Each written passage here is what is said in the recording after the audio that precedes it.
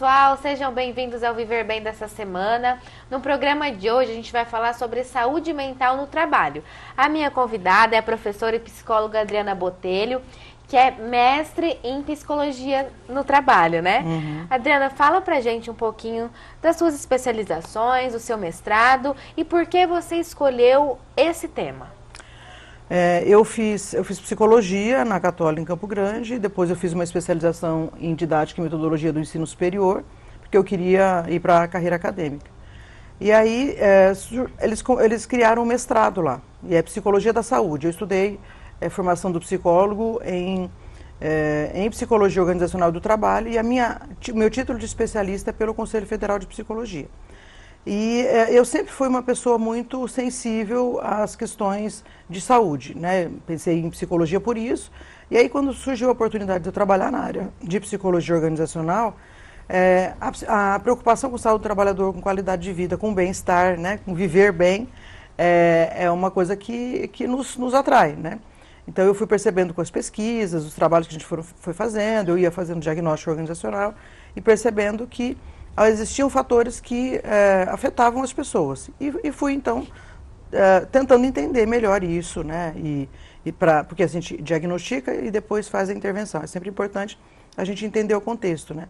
E aí eu fui cada vez mais pesquisando, me interessando, né, por essa área. E o que é a saúde mental no trabalho? A saúde mental no trabalho é quando a pessoa que trabalha, ela consegue lidar bem com as demandas. Então, assim, ela sente um bem-estar no trabalho. Ela tem a gente vem trabalhar, a gente tem uma série de exigências no trabalho e trabalhar é atender essas exigências. A empresa me contrata para fazer determinadas tarefas e essas tarefas elas vão sendo cada vez mais complexas. Quanto mais você estuda, mais você vai sendo exigido. E aí, lidar com essas demandas exige você estar funcional, você ter condições de... Então, a saúde mental no trabalho é quando existem fatores que não afetam a sua saúde. Ou se existem esses fatores, você sabe lidar com eles. Né? Então, é um bem-estar psicológico, é um bem-estar físico, né? É um bem-estar social. Né? Então, é um estado de bem-estar em várias dimensões. Né? Então, você se sente bem naquele lugar. Você se sente bem fazendo aquelas tarefas. Você se sente bem se relacionando com aquelas pessoas, né? Então, você tem propósito, você vê a longo prazo, né? Então, é isso, né? É um ambiente que não afeta a sua saúde, que não provoca adoecimento. E como você consegue identificar essas questões que podem afetar a saúde do colaborador? Isso, então a gente tem de fazer diagnóstico. Então, no diagnóstico é a mesma coisa quando você vai no médico, existem alguns sintomas. Né? Na organização também existem sintomas que as coisas não estão indo bem. Então, as pessoas começam a se afastar, as pessoas começam a pedir demissão, então a rotatividade é alta, as pessoas começam a faltar do trabalho, elas começam a brigar, elas começam a quebrar as coisas, elas começam a errar, então, elas têm alguns comportamentos que denunciam que algo não está bem. Então, a gente vai lá e aplica instrumentos de questionários, escalas. A gente tem um conjunto de instrumentos de diagnóstico organizacional, que a gente chama, né? Então, de fazer análise do comportamento organizacional e que nos dá a condição de entender o que está acontecendo ali. Que fatores estão afetando as pessoas. Pode ser de satisfação, de clima organizacional, pode ser de saúde mental, de estresse, né? Então, a gente vai identificando esses fatores, conversando com as pessoas, observando o comportamento, vendo o resultado da empresa, né? Como que é o clima da empresa. E aí, a partir dessas condições, então, eu vou dizer se aquela empresa é um bom lugar para trabalhar, né? Se ela tem saúde, ou se ela não tem e precisa de intervenção. Quais seriam esses fatores de risco para a saúde mental? Isso, então, quando eu falo de relacionamento, então, eu posso me relacionar com você e você ser uma pessoa que me critica, me xinga, né, me humilha. Isso pode ser colega, pode ser o chefe. Né? Então, a carga de trabalho que imposta às vezes, então, te coloca uma carga de trabalho maior do que a que você pode dar conta. O horário de trabalho, trabalho em turno, né? Então, a forma de gestão, então, está sempre desconfiada, não pode errar. Né? Então, um ambiente em que não tolera o erro, não tem segurança psicológica. Então, são esses fatores, alguns deles, o estresse, o assédio moral, né? colocar a pessoa, ameaças, né? Dentro da empresa, então ela ser ameaçada a todo momento dela, se você não quer, tem um monte de gente que quer, tem uma fila de currículos aqui, né, de candidatos. Então, são ambientes que não dão recursos emocionais ou sociais para a pessoa trabalhar. Né? Então, ela tira, inclusive, os direitos do trabalhador. Né? Não trabalha os conflitos que existem nas relações. Né, não cria rede de apoio. Então, são ambientes em que as pessoas acabam adoecendo por isso. Não é o trabalho em si, né, não é a tarefa em si. É o ambiente. É o ambiente, porque psicossocial é nesse sentido, são fatores que afetam a saúde mental. Então, assim, mas eu posso ficar afetado a minha saúde mental na tarefa? Pode. Por exemplo, tarefas monótonas, vazias, repetitivas. Elas também elas não aproveitam o que eu tenho de potencial. O trabalhador, ele é um ser humano dotado de inteligência. O que muitos trabalhos fazem? E é capaz de tomar decisões. O que muitos trabalhos fazem? Ele tira tudo isso. Ele tira a sua necessidade de você ser inteligente, tira a necessidade de você pensar, tira a necessidade de você questionar, de tomar decisões, de ter autonomia. Falta de autonomia é uma coisa que afeta muito as pessoas. Então, muitos trabalhos, adoecem as pessoas porque eu não posso ser um ser humano. Se eu fosse uma abelha, se eu fosse um castor, se eu fosse um João de Barro, eu faria aquele trabalho, né, tranquilamente. Porque o que nos diferencia dos animais é essa capacidade de pensar, né, de tomar decisão e de mudar o mundo. Né? Que é a intencionalidade, que a gente chama em psicologia organizacional. Né? Então, num trabalho saudável, eu uso a minha intencionalidade. Querem que eu use a minha intencionalidade. Querem que eu pense, que eu questione. E se eu questionar, eu sou bem vista, e não o contrário. Em trabalhos em que qualquer pessoa faria, ou um animal faria, quanto menos eu questionar, melhor. Com certeza, né? Então, esses ambientes são ambientes de risco, né, para a nossa mente. Qual que é o papel da empresa, da gestão, em ter esse cuidado com o colaborador? É maior do que do indivíduo. Por quê? Quem tem mais força? Né? A empresa, né? A empresa. E ela pode fazer ações coletivas, que ela atinge um monte de gente. Se o indivíduo sozinho não dá conta, não está fazendo, não está, né, se preparando, a empresa precisa fazer isso. Então, os gestores precisam estar ligados nisso. A cúpula da empresa e qualquer programa que a gente vai desenvolver, se não tiver apoio da cúpula, ele não vai. Não vai porque o funcionário fala assim, nem a cúpula tá aderindo, por que eu vou lá? Né? Por que eu vou achar que isso é importante? Então, a gente tem que ter apoio da cúpula. Depois, ela tem que estudar esses fatores e aprender também sobre isso, porque ela tem que achar isso importante. Porque as decisões quem toma é lá. Sim. Né? Então, é na cúpula, é lá em cima, é quem manda. Então, o que vai acontecer? Como vai acontecer? Com quanto vai acontecer? Quem que vai participar? Dessas decisões todas, a gente dá a ideia, né, como psicólogo, como gestor e tal, mas quem decide é a cúpula, muitas vezes. Sim. Porque a gente tem um problema também. Isso já é um problema. O fato da decisão estar concentrada em cima na pirâmide. Né, em quem está embaixo na pirâmide. Tem pessoas que talvez não tenham nem acesso para saber como é que está esse funcionário lá embaixo na pirâmide, isso. Né? Não sabe, não tem diagnóstico, às vezes nem se importa, né?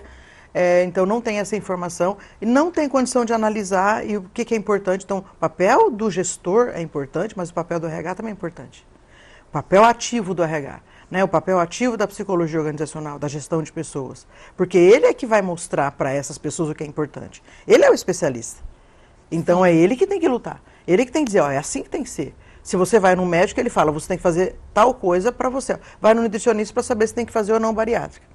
Ele vai falar, tem essas condições. Se você fizer, vai acontecer isso. Você não está falando que as pessoas vão se matar, vão ficar doentes, né? Você não quer que a pessoa fique doente. Você está preparando para dizer, isso é assédio moral.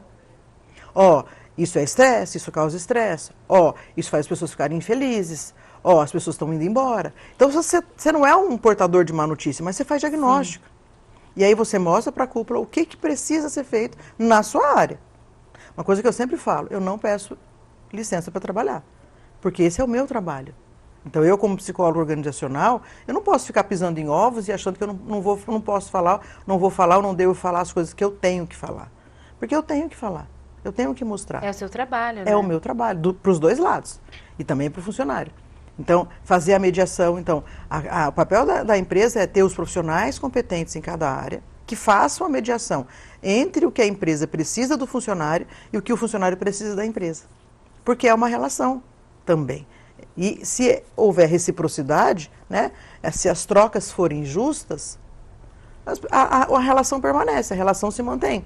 Se há injustiça, quando há o desequilíbrio, né, o funcionário está se sentindo injustiçado, por exemplo, falta de reconhecimento, eu preciso dizer para a empresa, ó, o funcionário precisa de mais reconhecimento, né?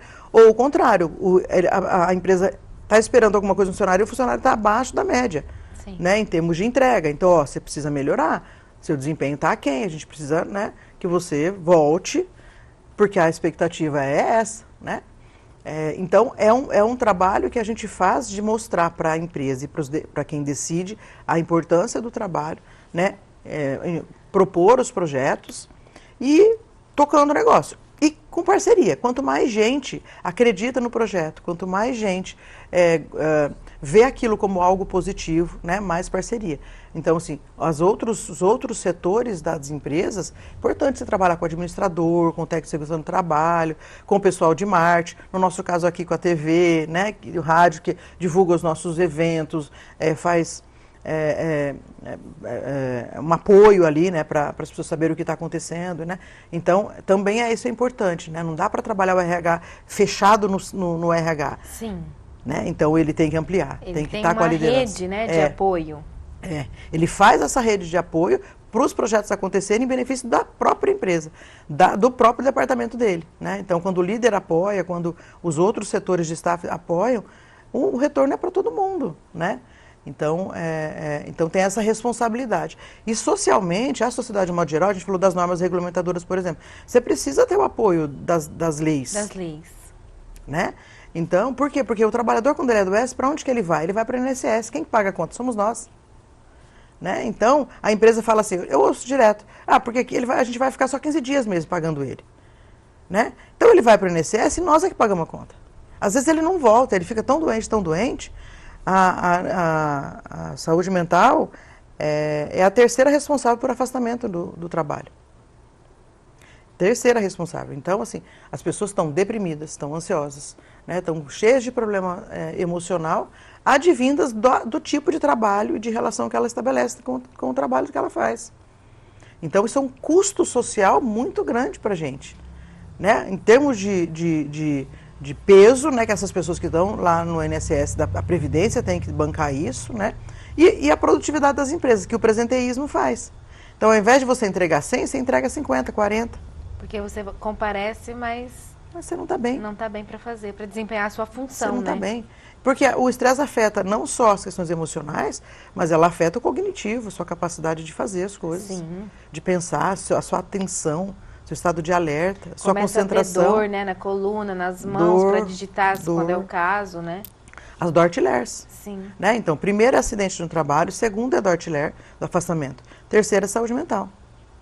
Né? Então, os acidentes no trabalho, você não ensina a pessoa, você não coloca protetores, né? As pessoas sobem em escada, em altura, né? E fazem coisas. Essa semana teve um acidente numa empresa, numa indústria, né?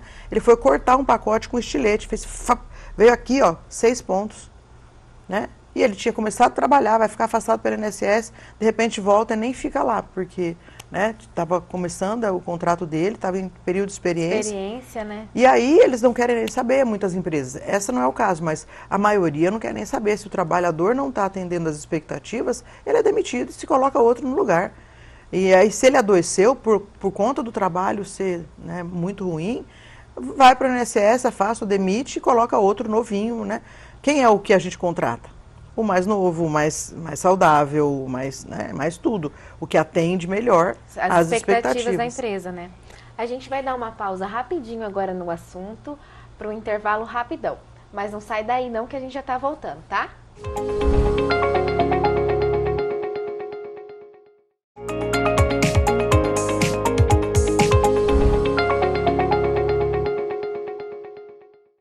Pessoal, estamos de volta com o Viver Bem. Hoje a gente está falando sobre saúde mental. Adriana, fala pra gente o que é essa síndrome. Burnout é esgotamento emocional relacionado ao trabalho. Então, a diferença do estresse para o burnout é que o burnout realmente está relacionado às atividades de trabalho. O que é o estresse? Como é que ele acontece? Então, eu tenho uma demanda de trabalho, uma demanda de qualquer coisa. né? Não precisa ser necessariamente de trabalho, que está muito acima ou avaliado como acima das minhas possibilidades de lidar com elas.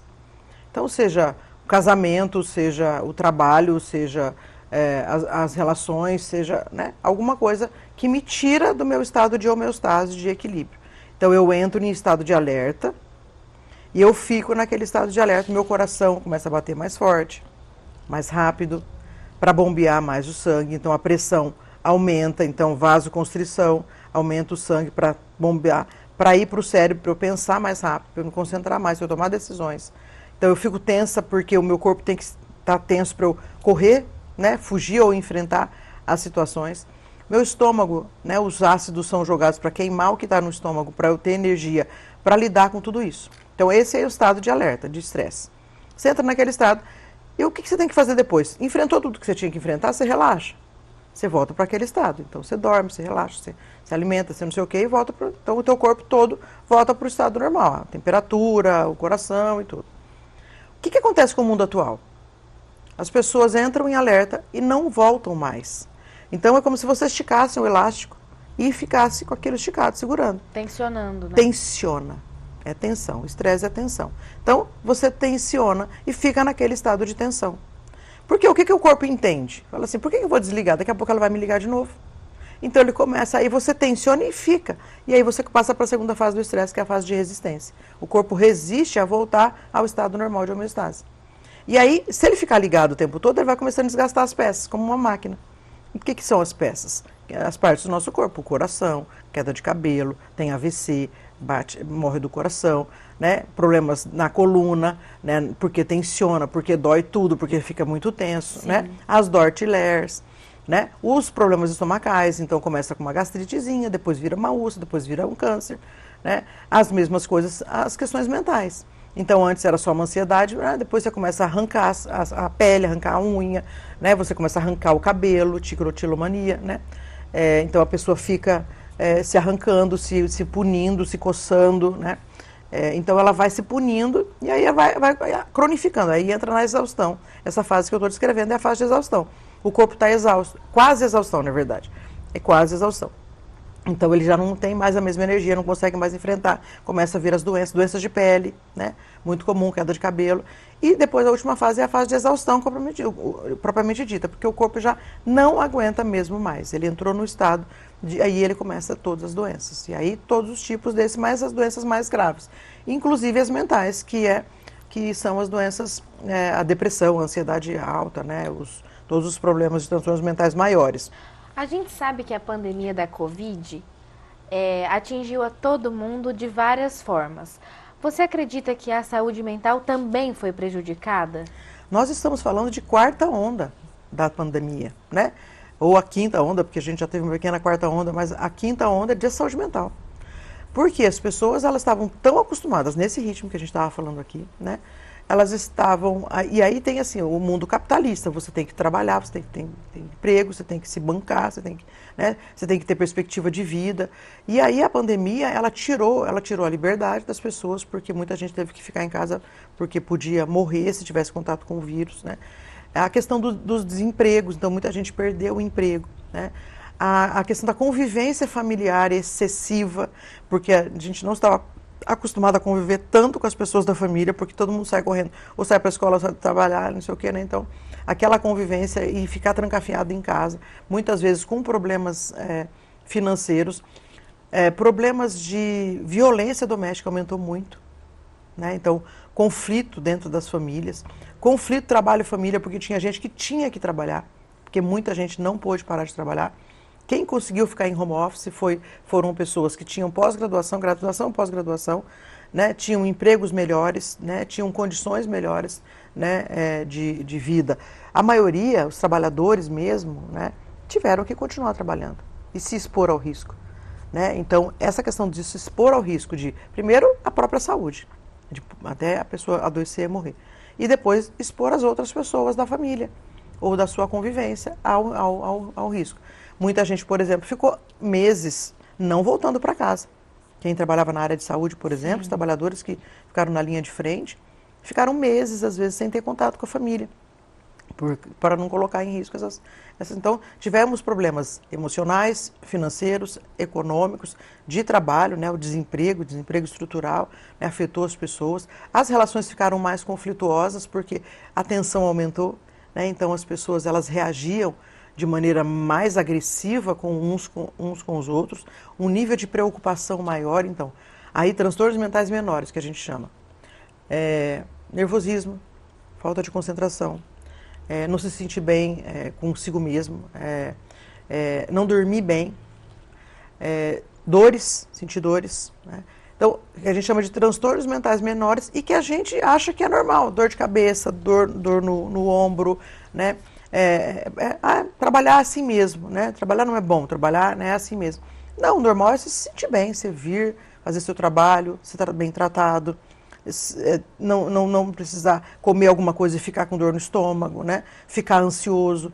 Então, aumentou muito alguns desses transtornos mentais menores, que a gente chama de concentração, de preocupação, de problemas estomacais, dobrou em alguns casos, né? O sono, problemas de sono. E o sono é restaurador. Quando você dorme, sim, você restaura, você ativa as memórias, você, né, cria memórias, né? Então, não poder sair, não poder comprar as coisas. Então, as pessoas elas comeram muita coisa também com pouca nutrição, porque eles tinham que comprar coisas para não ficar se expondo muito. Então, compravam coisa enlatada, né, que não era muito saudável. Então, a gente teve uma série de impactos, né, aí da pandemia no nível, na saúde mental das pessoas, né. E quando que as pessoas começam a identificar que é hora de procurar um especialista? Nós somos funcionais, nós somos seres funcionais. Então eu venho aqui, você está aqui me entrevistando, você sabe o que está fazendo, eu estou dando as respostas, eu sei qual é o conteúdo, eu levanto de manhã, eu faço as minhas coisas, eu me relaciono com as pessoas, eu ganho meu dinheiro, eu pago as minhas contas. Então eu funciono de um jeito, né? Ok. Aí você faz uma manutenção de vez em quando, né? Você procura um médico, procura um psicólogo, procura não sei o quê. Quando você tem que realmente procurar ajuda, quando você não é mais funcional, quando você não está sendo a mesma pessoa. Então você perde os relacionamentos, porque você não conseguiu lidar com ele. Você perde o emprego, porque você não conseguiu lidar com ele. Você não consegue pagar mais as suas contas. Você já não gosta mais de você. Você está acima do peso.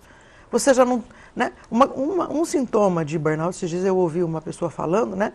Presta atenção nas mulheres. Elas começam a não lavar o cabelo, negligenciar, e aí prende o cabelo. Quando está com muito cabelo preso, a pessoa está negligenciando a higiene.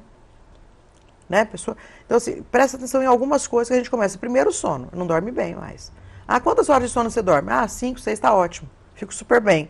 Fica nada, a maioria não fica. A média é 7, 8. Né? Sono, alimentação, come qualquer coisa, come um sanduíche. Você vê pessoa passando com um sanduíche aqui, né? Chocolate, né? Come qualquer coisa lá no intervalo, na hora do almoço e tal. E quando vai comer, não come o que é saudável, come o frito, come, né? Então, duas coisas. E a terceira coisa é a higiene que eu falei, né? Começa a negligenciar. Então, você vai deixando de ser funcional, de dedicar aquele tempo a você mesmo.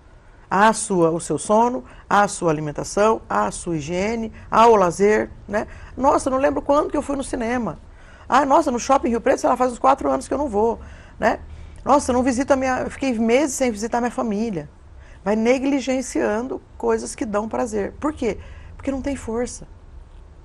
Porque entre fazer tudo isso, não, eu vou dormir, eu preciso descansar. Aí deita para descansar, o que faz? Pega o celular. E não consegue descansar. Adriana, e você acha que a pandemia, ela trouxe luz para essa causa da saúde mental? As pessoas passaram a ficar mais preocupadas em relação a isso? Muito mais, muito mais. Muito mais. Há um custo altíssimo, né? Porque a saúde mental ela estava relegada a louco, né? É louco, é fraco, é mimimi, é frescura, né? Então, para que psicólogo, para que psiquiatra, para que medicação, para que não sei o quê? Tomar medicação é ser fraco. Não é. Você não vai tomar o resto da vida, mas a hora que você precisa, você vai no psiquiatra, né? Ir ao psicólogo, né? Ter psicólogo nas organizações, nas instituições, nas escolas, né? Então, com certeza deu luz, jogou luz, mostrou, na verdade, não mostrou o positivo. É positivo porque daqui para frente a tendência é que isso continue, aumente, né? A gente espera, né? Mas deu luz também a muito problema, que está aí e que ninguém olha, né? E as questões do trabalho, as questões das crianças, a saúde mental, né? Então a questão do suicídio, por exemplo, são coisas que estão muito presentes e está naturalizado. Ah, eu estou estressado. Ah, eu tenho um problema crônico de tensão muscular. Ah, então assim, as pessoas eu estou deprimido, né? Não é normal. Normal, né? O bom seria se a gente estivesse saudável, se as relações fossem boas, se a gente desse conta de ganhar o nosso dinheiro, de pagar nossas contas, né? De estar feliz, de sair, né?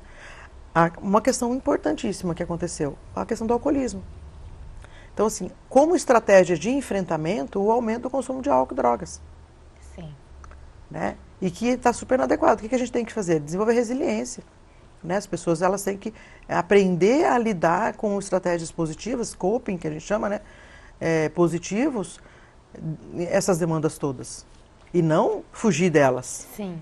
Né? Porque é uma válvula de escape, né? E a gente, socialmente, o álcool é aceito. Uma coisa é tomar um drink na hora que você chega em casa, né? Tomar uma cervejinha e tal. Mas todo dia, 2, 3, né? Não ter limite no final de semana. No final de semana eu bebo mesmo, até cair, até não aguentar mais. Não é legal. Podia estar fazendo um monte de coisas mais divertidas, melhor, mais saudáveis, né? Que envolvam construtivas, a família, que envolvam a família, né? Que me trariam muito mais coisas positivas do que isso, né? Então, tem muita coisa acontecendo e as pessoas estão se perdendo porque não sabem usar estratégias mais positivas, né? Para enfrentar isso. Então, mas eu ainda vejo de maneira positiva, porque o fato da gente estar conversando sobre isso aqui, né? O fato disso, a gente vê o número de psicólogos que estão sendo contratados nas empresas, as pessoas querendo procurar. Eu fiz uma pesquisa agora numa empresa, e aí, sei lá, acho que mais de 50% falou que queria fazer terapia, mas não faz porque o convênio não tem psicólogo suficiente. E é caro pagar, lógico, né? A gente sabe que os salários são baixos e tal. Então, os convênios deveriam oferecer mais. As prefeituras, né? Os órgãos estaduais e federais deveriam oferecer mais psicólogos à disposição da sociedade. Né? Tivemos um caso agora esses dias que a pessoa estava fazendo tratamento, teve que parar porque não tinha mais vaga para fazer, teve que parar o tratamento no meio. Nossa. Né? Outros da saúde não conseguem no município. Né? A gente tem uma demanda enorme e as pessoas não dão continuidade porque não tem condições mesmo de bancar, né? A gente que recebe não acha que é caro, bate a mão aqui.